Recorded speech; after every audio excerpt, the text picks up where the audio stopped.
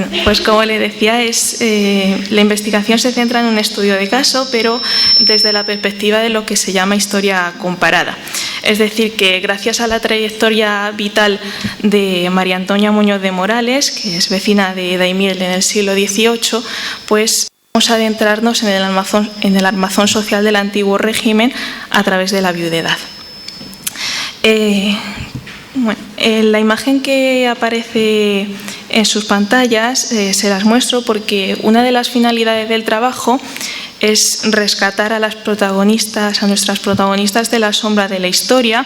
Ello se hace un poco enmarcado en lo que se denomina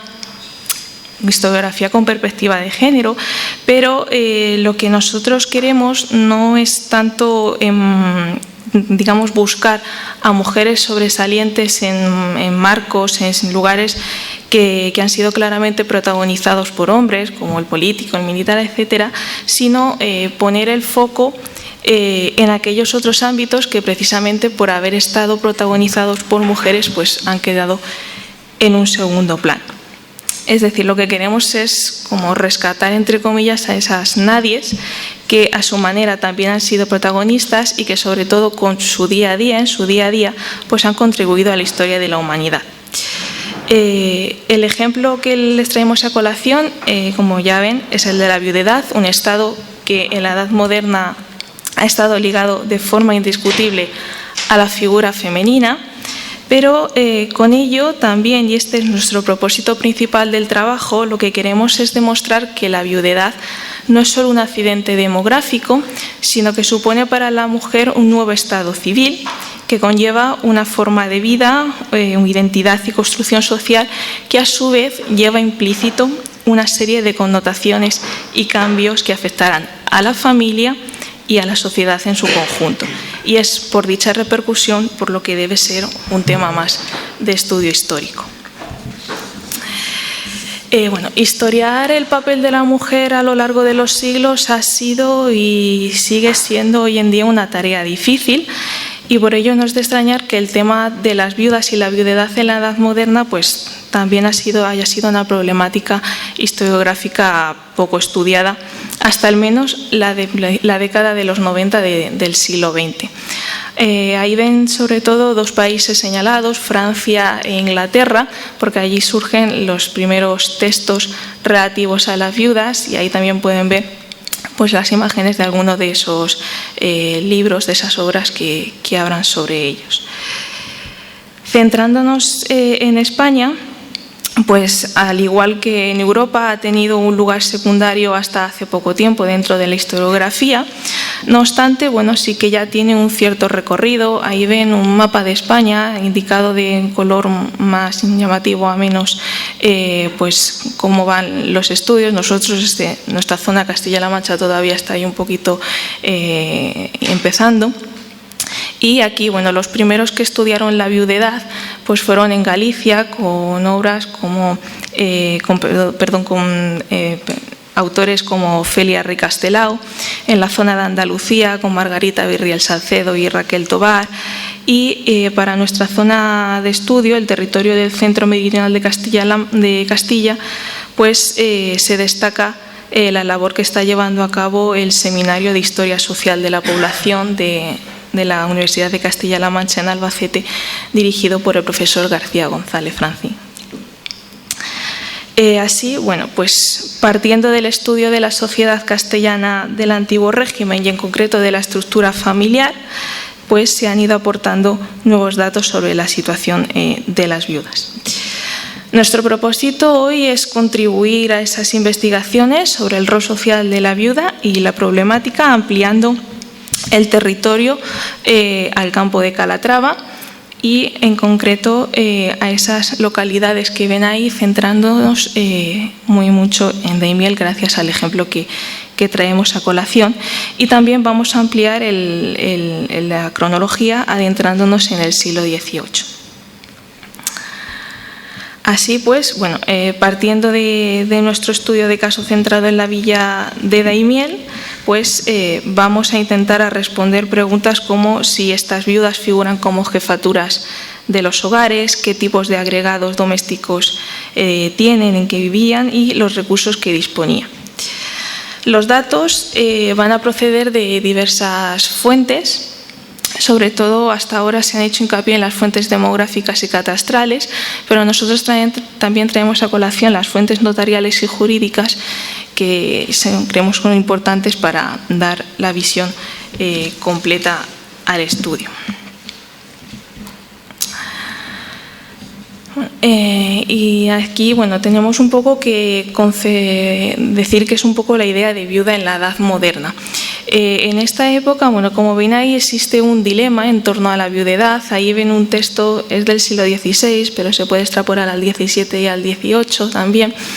en el que, bueno, veis que la figura de la viuda despertaba pues la atención y el interés de la sociedad y muy bien no saben qué hacer con ella si se le juzga por todo. Por ejemplo, la primera frase ahí ven, si una viuda sale de su casa se le juzga por deshonesta, pero si no quiere salir de casa piérdele su hacienda, ¿no? Es decir, haga lo que haga, siempre va a estar en medio de discusión. Bueno, aún así, bueno, vamos a ver que el concepto de viuda en la edad moderna va a quedar perfectamente definido y clasificado dentro de la sociedad por su condición legal respecto a la figura femenina, es decir, por ser viuda de, como antes había sido hija de o esposa de. Vale, así, pues, frente a la viudedad masculina, que es mucho más difícil de cuantificar por el hecho de que al hombre se le clasifica por su posición social, profesional o estado religioso, pues observamos cómo el propio vocablo de viudedad es uno de los pocos casos en el que el término masculino deriva del femenino. En la edad moderna, como en la actualidad, pues van a enviudar tanto varones como mujeres, pero las consecuencias de esta nueva situación van a ser diferentes, como vamos a ver, para unos y otros. Y en la edad moderna, en concreto, tenemos ahí un texto de Covarrubias, bueno, dos definiciones de Covarrubias, de un diccionario de Tesoro de la Lengua Castellana, en el que se nos define el concepto de viuda, y es la mujer a la cual se le ha muerto el marido. Pero quiero que vean más bien las definiciones que están en la parte inferior del siglo XVIII, del diccionario de la Real Academia, en el que igual a la viuda es la mujer a quien se le ha muerto el marido,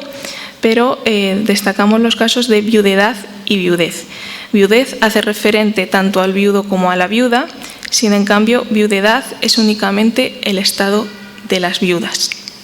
Vale. Y también quiero que se fijen en la definición de viudo, mientras que la viuda es la mujer a quien se le ha muerto el marido y ya a partir de ese momento da igual que vuelva a casarse, que siempre en la sociedad va a ser conocida como la viuda de, mientras que el hombre es viudo, el viudo es el hombre a quien se le ha muerto la mujer mientras no se vuelva a casar. Una vez que se vuelva a casar, ese estado cambia para él. Y bueno, pues esto, el ser viuda, la viudedad, tiene que ser interiorizada por las mujeres y exteriorizada a la sociedad a través pues, de una serie de elementos. Interiorizadas, por ejemplo, la castidad, el recogimiento, la oración en la casa, la transmisión de los valores y las identidades a los hijos. Por ejemplo, en esta época había un dicho que se decía, criado de viuda, que a los niños que estaban mal criados es porque vivían con las madres, no tenían la figura paterna presente y entonces estaban mal criados por esas mujeres. ¿Vale? Y sobre todo, y lo importante, exteriorizar esa viudedad pues, a través de la vestimenta, del dolor, del lamento y sobre todo lo segundo que ven ahí, que es el tempus lugendi y la cosmitio sanguinis. Esto únicamente se va a ver en las viudas. ¿Qué es el tempus lugendi? Bueno, pues es el tiempo que tiene que transcurrir desde que se muere el marido hasta que la mujer puede volver a casarse, y normalmente solía ser de 9 a 12 meses. ¿Por qué? Pues por lo siguiente, por la cosmitio sanguinis, que es decir, es para asegurar, en el caso de que esa mujer estuviera embarazada, asegurar pues la paternidad del marido ya difunto.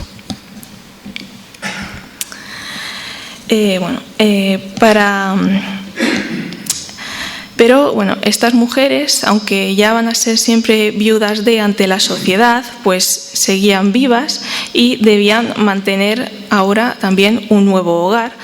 de las que ocupaban, pues como ya pensamos, su jefatura. Así pues, ante ello van a tener pues diferentes respuestas para sobrevivir,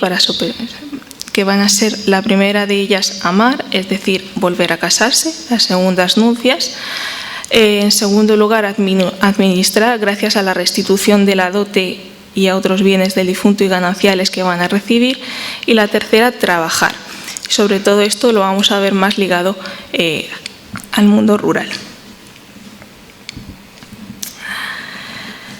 Para el ámbito castellano-manchego del siglo XVIII en el que nos vamos a mover, ser viudo o viuda lleva una serie de comportamientos y maniobras de acción que varían según la edad, el género, el número de hijos y la condición socioeconómica de los enviudados. Y en el caso de las viudas, pues todos los historiadores han manifestado una situación marginal para ellas. Ello se debe a que pues, en una sociedad patriarcal como era la del antiguo régimen, la mujer necesitaba de la figura paternalista del hombre para su protección y bienestar económico, y sin él pues, se vería abocada a la marginación y la pobreza.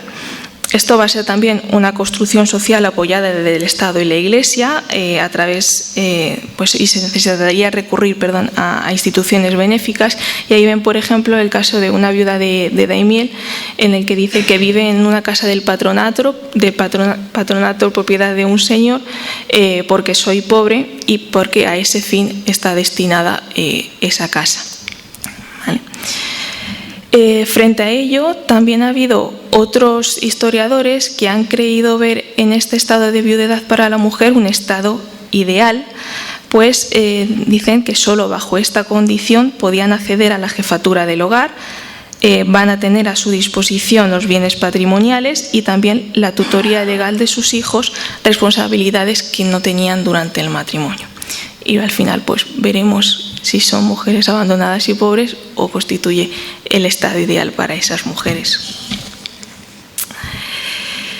Y bueno, vamos a centrarnos ya en la villa de Daimiel ya como ya he dicho, va a ser a través de una historia comparada también con otras poblaciones del campo de Calatrava, pero sobre todo gracias a la trayectoria de María Antonia Muñoz de Morales. Ahí hay un comienzo con unas palabras que están registradas en el estudio que lleva a cabo Fernando Arroyo de Daimiel en 1752, según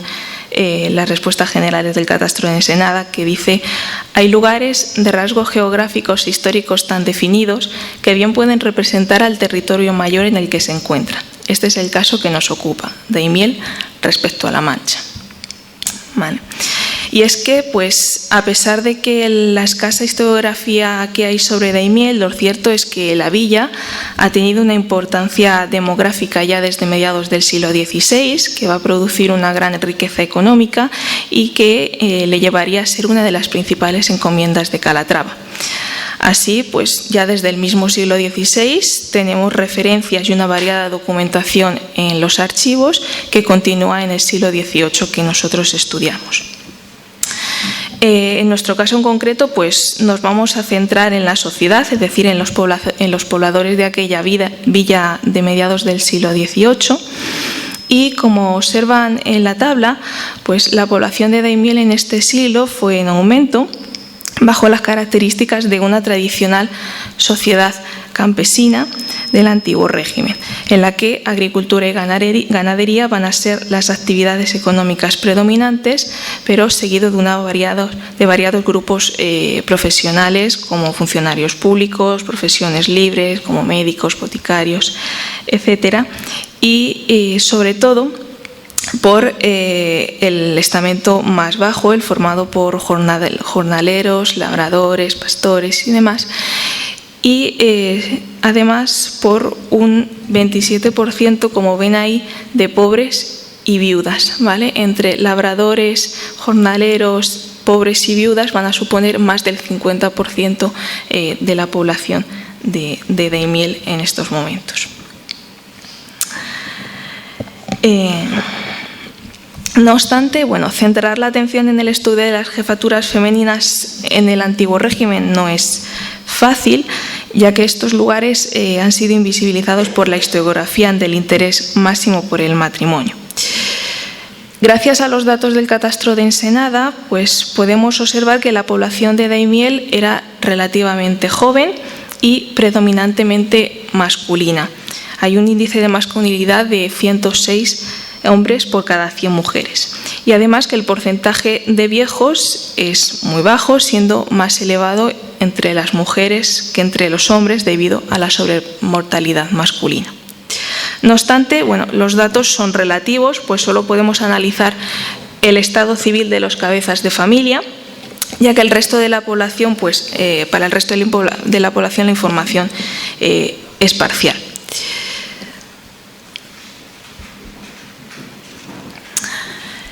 Los matrimonios, la mayoría de los matrimonios van a estar formados por personas de similar edad, pero es destacable, como ven también en la tabla, el porcentaje de enlaces en los que el hombre supera a la mujer entre 6 y 10 años y sobre todo en los que superan a los hombres a la mujer en 10 y más años. Y este va a ser el caso de nuestra protagonista, María Antonia Escolástica Muñoz de Morales. Esta señorita, esta mujer, nace en Daimiel el 11 de febrero de 1753, es hija legítima de Ignacio Muñoz de Morales y de Florencia Gómez de Prado, siendo bautizada el día 18 de dicho mes en la parroquia de Santa María de la Villa. A los 19 años de edad va a contraer matrimonio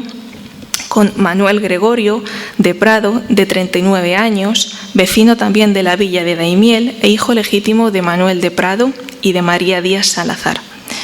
El enlace matrimonial tiene lugar también en dicha parroquia de Santa María el día 20 de abril de 1772, habiendo protocolarizado un día antes la carta de dote y arras de la novia. No obstante, el enlace matrimonial ya estaba fijado desde tiempo atrás, como se deduce de la escritura dotal. Ahí ven la escritura dotal de esta señorita, en el que se puede destacar, por ejemplo, las frases de: «Y al tiempo que se trató por parte de mi esposa y suegro, se me ofrecieron entregarme la legítima materna que sustentaban de partición amigable». ¿Vale? Es decir, que el matrimonio no se da de un día a otro, sino que ya ha sido tratado con bastante tiempo. ¿Vale? Y en concreto dicen que lo tratan desde el año de 1768 y la boda no se produce hasta 1772. ¿Vale? En ella hay bienes de diversa índole, entre los que se encuentran bienes muebles, tanto domésticos como personales, e inmuebles como una viña, alcanzando un montante final de 1.424 reales. A ellos se van a sumar los 391 reales que en forma de arras propter-nuptias va a entregar a su futura esposa el futuro marido, siempre por el mucho amor y cariño que la tengo y por su honra y virginidad. Y también va a incluir una diversidad de ropajes, personajes y domésticos, menaje, mobiliario, productos en especie, alcanzando un total de 3.917 reales y medio. De este modo, el enlace llevado a cabo de nuestro protagonista se encuadra dentro de esos matrimonios donde el marido supera en más de 10 años la edad de la mujer, lo que hace referencia a unas prácticas sociales propias de una sociedad preindustrial y del medio rural, donde predominaba el carácter contractual del matrimonio y conseguir con él unos determinados objetivos económicos y sociales. Los años pasan para nuestros protagonistas y después de 18 años de matrimonio llega a sus vidas un hijo llamado Francisco Romualdo, el cual nace en Daimiel el 7 de febrero de 1790. Pero, la vida de María Antonia va a dar un giro con la edad de 37 años recién cumplidos y con un hijo de apenas 10 meses, y es que su marido muere de forma repentina a la edad de 58 años. De esta forma, pues María Antonia va a entrar a formar parte del porcentaje de viudas de la villa de Daimiel, el cual para el año de 1787, unos años antes, alcanzaba la cifra de 364 mujeres. Y ya así vamos a ir adentrándonos en lo que es la jefatura del hogar femenino, es decir, los hogares que están liderados por las viudas. Ahí ven dos gráficos, uno referente al campo de Calatrava, este de aquí, y otro en concreto para Daimiel, en el que ven que el porcentaje de viudas, aquí incluye 8 localidades, aquí solo Daimiel, es muy similar en uno y en otro, ¿vale? En cifras absolutas para el campo de Calatrava, las jefaturas femeninas llegaban al número de 1016, ¿vale? Y en el caso de Daimiel, de 332 mujeres para el año de 1751. Estos gráficos pues, van a mostrar que tras la muerte del marido, el acceso a la jefatura del hogar para la mujer se convertía con frecuencia en una situación permanente, a diferencia de para el hombre, que enseguida, nada más enviudar, volvía a casarse. Y también se constata que frente a los hombres, pues el porcentaje de viudas va a ser progresivo también a la edad de estas. Y es que, siguiendo el hilo con lo anterior, tenemos que tener un dato a considerar, y es la relativa a la edad de estas mujeres, ¿vale? Observando ese gráfico, vemos cómo los intervalos de edad con mayor o menor frecuencia cambian según el estado civil. Es poco probable ver mujeres que van a liderar sus hogares por debajo de los 20 años, aunque sí es cierto que para las solteras o las mujeres con marido ausente sí que tienden a ser más jóvenes que las viudas, pero por regla general las viudas oscilan entre las edades de los 22 a los 94 años, una horquilla muy amplia, pero cuyo porcentaje más alto se encuentra entre los 40 y los 60.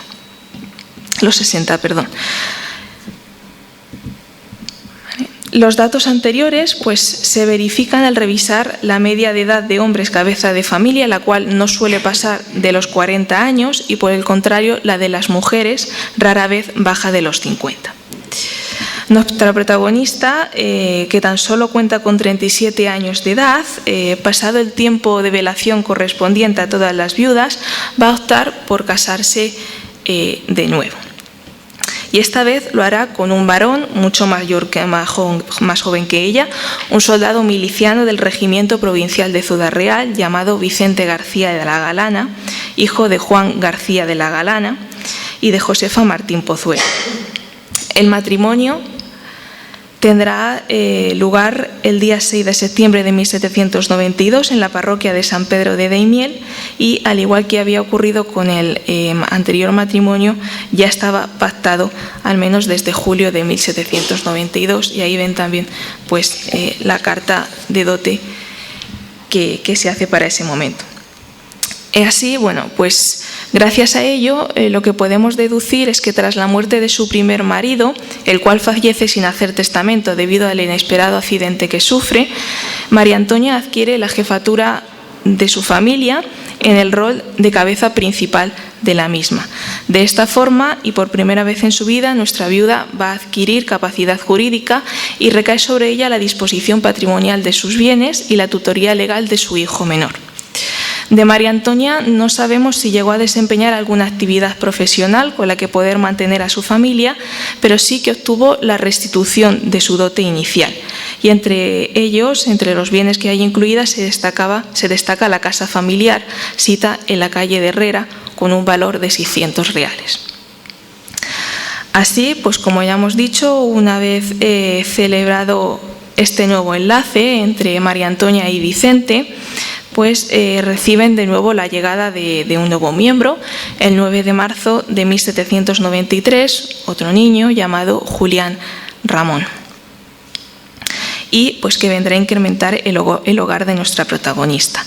Imaginamos que pues este nuevo miembro va a colmar de felicidad a sus padres, pero nuevamente una vicisitud hace presencia en la vida de María Antonia, y es que el día 1 de abril de 1795, en Gerona, salió herido de muerte en una acción militar Vicente García de la Galana, suceso que deja nuevamente viuda a María Antonia a la edad de 42 años. Esta vez la situación es mucho más complicada para ella, en primer lugar porque se encuentra en una edad considerada ya como no fértil y ello por tanto la aleja de un posible matrimonio en el futuro, y luego esta vez se encuentra sola con 2 hijos menores, uno de 5 años y otro de 2, los cuales por su edad no van a poder colaborar en el sustento familiar, sino que por el contrario van a suponer una mayor carga económica para la viuda. Y es ahora cuando vamos a conocer la estructura del hogar familiar de nuestra viuda en su nuevo rol como jefa del hogar. Ahí ven diferentes opciones, diferentes estudios que se han llevado a cabo. Ahí ven uno que es el que más se estudia, que es el de la Escuela de Cambridge, liderado por Peter Laster, en el que se refieren a diferentes tipologías del hogar a mediados del siglo XVIII, y nos vamos a centrar en concreto en el caso de Daimiel y en el caso del campo de Calatrava, en el que de esa tipología el hogar nuclear va a ser el más importante, es decir, el formado por la familia, padre y madre, cuando hay ausente uno de ellos por viudo o viuda, y los hijos, ¿vale? Pues esto ya está demostrado, el predominio de esta tipología nuclear, seguido de los hogares solitarios, es decir, aquellos que solo están ocupados por un solo miembro, y siendo muy reducida la tendencia a la cohabitación con otra generación o parientes. También esto nos lleva a hablar del tamaño medio del número de hijos por hogar, que va a ser de 1,7 hijos por hogar en el campo de Calatrava, en el caso de las viudas 2,4 y en el caso concreto de Daimiel 2,3, ¿vale? Hijos por viuda. Aunque los hogares, como vemos en el gráfico de abajo, mayormente los hogares de viudas en Daimiel van a estar compuestos por 1, 2 y 3 hijos a lo sumo. Y van a ser hijos casi todos menores de 18 años, los mayores de 18 años casi siempre ya suelen tener su hogar propio y estar casados, y que van a contribuir pues con su trabajo a mantener el hogar de la viuda.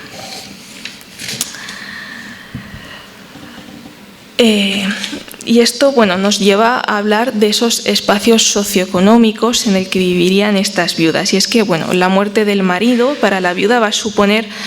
una importante pérdida a nivel personal y sentimental, pero también socioeconómico. Es decir, significaba quedar sola, desprotegida y sin los medios necesarios con lo que asegurar su subsistencia y también la de sus hijos.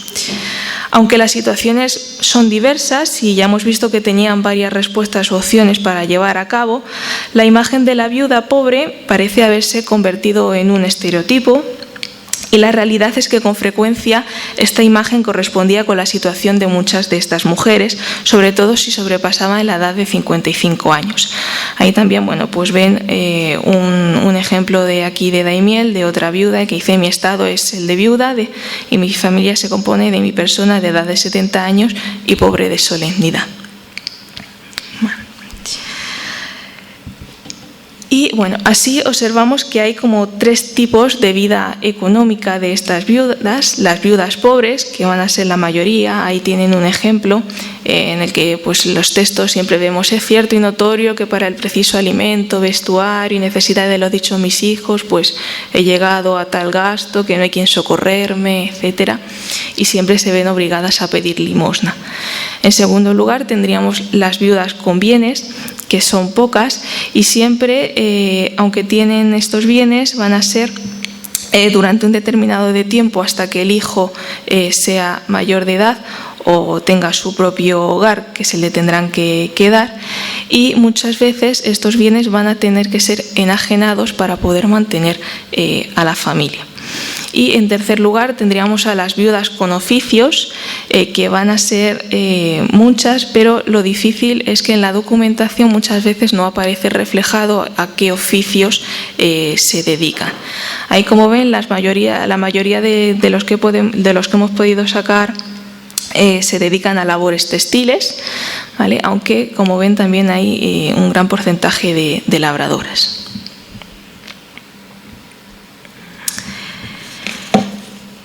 Y bueno, así llegamos a nuestro ejemplo, que como ya dijimos, pues esta vez María Antonia se encuentra sola con 2 hijos menores, los cuales por su edad pues no pueden colaborar en el sustento familiar, sino que por el contrario van a suponer una mayor carga económica para la viuda y que al menos que sepamos, ella no va a desempeñar ningún oficio, o al menos no aparece registrado. Así, el resultado de esta situación para María Antonia es que se ve obligada a pedir una limosna y así queda reflejado en el escrito que dirige al inspector general de milicias, que ella misma describe de la siguiente forma. Dice: esta pobre viuda con 2 criaturas que le ha dejado su difunto marido se halla en el más lástimo estado de miseria, sin amparo ni favor humano, llena de aflicción y esperanza del caritativo corazón de vuestra majestad, se acoge e implora la misericordia, suplicándole que por amor de Dios se digne su real piedad amparar a esta pobre infeliz viuda con una limosna diaria. Lo cual se reitera una y otra vez a lo largo de todo el proceso, con frases como: y habiendo quedado en la mayor miseria con 2 hijos pequeños que ofrece además al real servicio para cuando se hallen en edad, suplica a vuestra majestad de nuevo se digne a señalarle esa limosna diaria. De las palabras anteriores, pues podemos deducir que María Antonia no atraviesa una coyuntura favorable en su vida y que precisa con urgencia de una ayuda, al ofrecer que sus hijos se enrolen cuanto antes al servicio militar y tengan un sustento económico con el que poder sobrevivir.